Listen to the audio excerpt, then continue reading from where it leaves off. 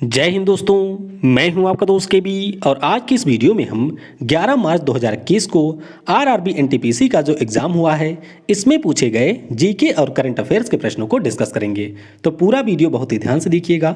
इस वीडियो की जो पीडीएफ फाइल है वह आपको टेलीग्राम चैनल केवी गुरुजी या फिर kvguruji.in के ऊपर मिल जाएगी, तो वहाँ से आप इसके पीडीएफ को भी डाउनलोड कर सकते हैं। और आज महाशिवरात्रि है, तो सबसे पहले आप सभी लोगों को महाशिवरात्रि की हार्दिक शुभकामनाएं। दुआ करते हैं कि भगवान शिव आप सभी की मनोकामनाएं पूरी करें। तो चलिए वीडियो की हम लोग शुरुआत करते हैं। तो पहला प्रश्न पूछा गया कि इनमें से किसका पीएच मान अधिकतम है। क्या पूछा गया था? इनमें से किसका पीएच मान अधिकतम है। तो मुझे यहाँ पर ऑप्शन नहीं मिल पाया है। ऑप्शन क्या दिया हुआ था उसके अनुसार इस प्रश्न को आप लोग करेंगे। फिर एक प्रश्न यहाँ पर इंद्रधनुष मिशन से संबंधित था, तो ध्यान रखेंगे इंद्रधनुष मिशन के बारे में कि यह एक टीकाकरण का प्रोग्राम है। किसका? टीकाकरण का यह एक प्रोग्राम है। सबसे पहली बार 25 दिसंबर 2014 को हमारे जो उस समय के स्वास्थ्य मंत्री थे जेपी नड्डा, ये इस समय बीजेपी के अध्यक्ष हैं, तो इन्हीं के द्वारा अटल बिहारी वाजपेयी जी के जन्मदिवस के अवसर पर इस योजना को लॉन्च किया गया था। मिशन इंद्रधनुष की बात करते हैं तो इसके 2 वर्जन और आ चुके हैं। एक तो आपका है सघन इंद्रधनुष और एक इसी साल अभी इसके तीसरे वर्जन को भी लॉन्च किया गया है। तो ये आप ध्यान रखेंगे। इसके अंतर्गत कुल मिलाकर के 7 बीमारियों के लिए टीकाकरण का अभियान है। कौन कौन सी बीमारियां हैं? डिप्थीरिया, काली खांसी, खसरा, हेपाटाइटिस बी, पोलियो, टिटनस और तपेदिक के लिए टीकाकरण के लिए ये स्कीम शुरू की गई थी। और 50% से जहां पर कम टीकाकरण हुआ था ऐसे 201 जिलों में इसकी शुरुआत की गई थी। तो ये सारी चीज़ें आपको ध्यान रखनी है। वैसे एग्जैक्ट प्रश्न यहाँ पर क्या था वह आप नीचे कमेंट में बता सकते हैं। और अगर अभी तक आपने मुझे अनअकैडमी के ऊपर फॉलो नहीं किया है तो नीचे आपको लिंक मिल जाएगी। उस लिंक पर क्लिक करके आप मुझे अनअकैडमी प्लेटफॉर्म के ऊपर फॉलो कर सकते हैं। आने वाले समय में अनअकैडमी के ऊपर मेरी कौन कौन सी फ्री क्लासेज आपको मिलेंगी उसके बारे में मैं आपको बता देता हूं। आज रात को ठीक 10 बजे मास्टर इन करंट अफेयर्स की जो सीरीज है उसमें हम लोग अक्टूबर 2020 से लेकर के मार्च 2021 के बीच में जो भी आपके बेस्ट करंट अफेयर हैं उनका टेस्ट लेंगे। टेस्ट के ठीक बाद यहाँ पर आपको पीडीएफ भी मिल जाती है, तो टेस्ट में आप लोग जरूर आइएगा। टारगेट मेरा है 100 लाइव लर्नर का, तो 100 लोग कम से कम इसमें जरूर शामिल होइएगा। कल सुबह 11 बजे अनअकैडमी के ऊपर ही आरआरबी एनटीपीसी और ग्रुप डी के लिए जो आपका 2019 का करंट अफेयर है उसको हम लोग डिस्कस करेंगे। और कल रात में 9:45 पे 2020 के जो पुरस्कार और सम्मान हैं उसको हम लोग यहाँ पर डिस्कस करेंगे। तो इन क्लासेस में आना बिल्कुल भी मत भूलिएगा। अगर आप अनअकैडमी का प्लस सब्सक्रिप्शन लेना चाहते हैं तो सिंपली आप यूज करिए कोड KV10, इससे आपको 10% का डिस्काउंट मिल जाएगा। और जिन भी 3 लोगों ने मेरा कोड यूज किया है उनको बहुत सारी शुभकामनाएं। चलिए आते हैं अपने प्रश्न पर। मानवाधिकारों के लिए पहला टीवी चैनल किसके द्वारा लॉन्च किया गया? तो ये जो चैनल है 2019 में लॉन्च हुआ था, international observatory of human rights. तो लंदन में स्थित यह एक संस्था है जिसके द्वारा ह्यूमन राइट्स के लिए पहला टीवी चैनल लॉन्च किया गया था। तो इसके बारे में आपको ध्यान रखना है कि international observatory of human rights के द्वारा इस चैनल को लॉन्च किया गया था। फिर एक प्रश्न पूछा गया कि जो हमारा बिन्सन माउंटेन है वह किस महाद्वीप में स्थित है। तो देखिए, अगर हम लोग बिन्सन की बात करते हैं तो ये वही हमारा बिन्सन मैसिफ है जो कि आपको अंटार्कटिका में मिलेगा। लेकिन अगर परीक्षा में आपसे ये पूछा गया होगा कि माउंट विल्सन कहाँ पर है, तो कुछ लोगों ने विल्सन को बताया, कुछ ने बिन्सन को बताया। तो बिन्सन की बात करें तो वही हमारा बिन्सन मैसिफ है जो कि अंटार्कटिका की सर्वोच्च चोटी है, तो ये तो आपको अंटार्कटिका में मिलेगा। वैसे अगर हम लोग माउंट विल्सन की बात करते हैं तो ये आपको मिलेगा यूएसए में, यानी कि नॉर्थ अमेरिका कॉन्टिनेंट में आपको ये मिलेगा। अगला प्रश्न था कि भारत में जो सबसे पहला समाचार पत्र है किसने शुरू किया था। तो सबसे पहले समाचार पत्र की बात करें तो हिकिस बंगाल गैजेट इसका नाम था। क्या नाम था? हिकिस बंगाल गैजेट इसका नाम था। 19 जनवरी 1780 में एक हमारे अंग्रेज थे, उन्हीं के द्वारा कोलकाता में इसे शुरू किया गया था। तो यह अंग्रेजी भाषा में प्रकाशित किया गया था, ये पॉइंट भी आपको याद रखना है।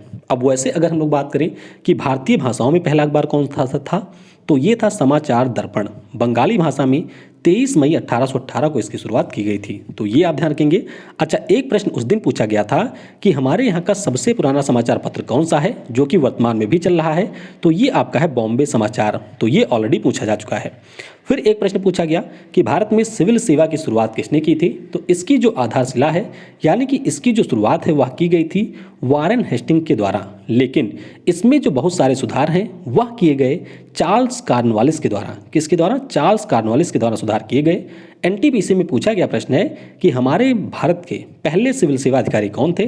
तो इनका नाम है सत्येंद्र नाथ टैगोर। क्या है? सत्येंद्र नाथ टैगोर। अगला प्रश्न पूछा गया FCCB का फुल फॉर्म क्या है। तो आप कह सकते हैं यह बहुत ही टफ फुल फॉर्म था, क्योंकि ये हमारे इकोनॉमिक्स से जुड़ा हुआ एक टर्म है और इसका पूरा नाम होता है फॉरेन करेंसी कन्वर्टिबल फंड। क्या होता है? फंड नहीं, बॉन्ड है। क्या है? बॉन्ड है। फॉरेन करेंसी कन्वर्टिबल बॉन्ड इसका पूरा नाम है। एक फुल फॉर्म और पूछा गया NDC का। क्या है? NDC, जिन्हें हम लोग राष्ट्रीय विकास परिषद के नाम से जानते हैं, नेशनल डेवलपमेंट काउंसिल के नाम से जानते हैं। हमारे यहाँ का जो गृह मंत्री होता है वह इसका अध्यक्ष होता है। तो ध्यान रखिएगा NDC का पूरा नाम है नेशनल डेवलपमेंट काउंसिल। एक शॉर्टकट की से कोई प्रश्न पूछा गया था, बच्चे ने बताया कि ये काफ़ी ज़्यादा टफ था। तो आप बताइएगा कि यहाँ पर शॉर्टकट की से कौन सा प्रश्न पूछा गया था।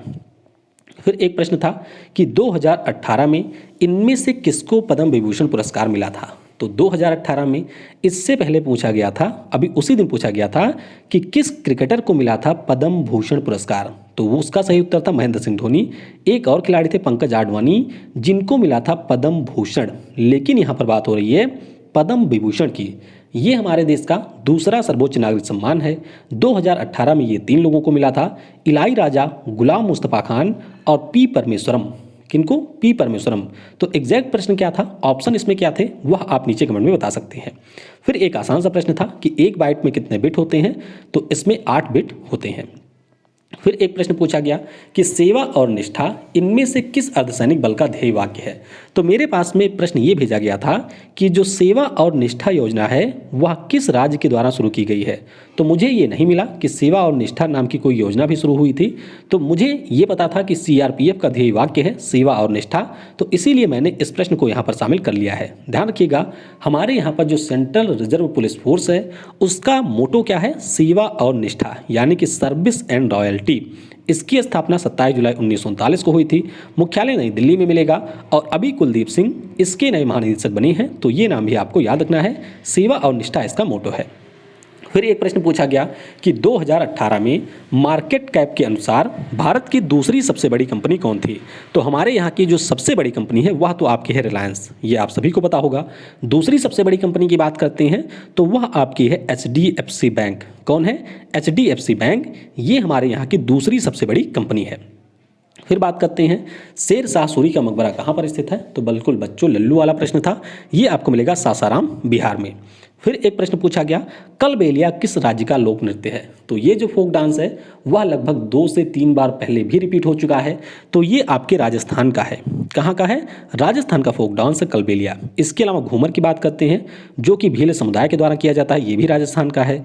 भवाई की बात करते हैं जिसमें मिट्टी के घड़े को सिर पर ले करके बैलेंस किया जाता है, ये भी आपके राजस्थान का है। कठपुतली डांस की बात करें, कच्छी घोड़ी डांस की बात करें, कलबेलिया मैंने आपको बता ही दिया। भवाई, चक्री, चारी, 13 ताली, ये जो आपके फोक डांस हैं सारे राजस्थान से संबंधित हैं। अगला प्रश्न पूछा गया कि तिलचट्टा किससे सांस लेता है, यानी कि रेस्पिरेशन में किसका प्रयोग किया जाता है? कॉकरोच के द्वारा। तो ये यूज करता है ट्रैकिया। क्या? ट्रैकिया के द्वारा सांस लिया जाता है तिलचट्टे के द्वारा। अब एक लोगों ने ये कहा कि फाइलम पूछा गया था, यानी कि तिलचट्टा किस फाइलम से है। तो आर्थ्रोपोडा से ये बिलोंग करता है। अगर हम लोग इसके ऑर्डर की बात करते हैं तो ब्लाटोडा इसका ऑर्डर है। तो ये चीज़ें भी पूछी जाती हैं। तिलचट्टे का जो फाइलम है वह आर्थ्रोपोडा है और ऑर्डर इसका है ब्लाटोडा। अगला प्रश्न पूछा गया किस बैंक के द्वारा योनो ऐप को लॉन्च किया गया है। तो योनो ऐप की अगर हम लोग बात करते हैं तो ये लॉन्च किया है स्टेट बैंक ऑफ इंडिया ने। किसने? स्टेट बैंक ऑफ इंडिया के द्वारा इसे लॉन्च किया गया है।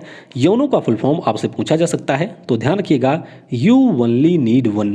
क्या है? यू ओनली नीड वन, ये योनो का फुल फॉर्म है।